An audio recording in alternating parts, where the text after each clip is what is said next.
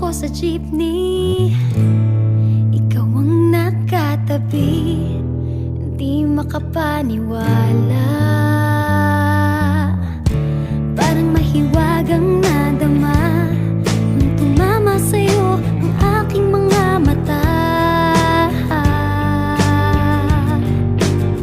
At nagsiksikan na dahil tumigil ang jeepney sa tapat ng school.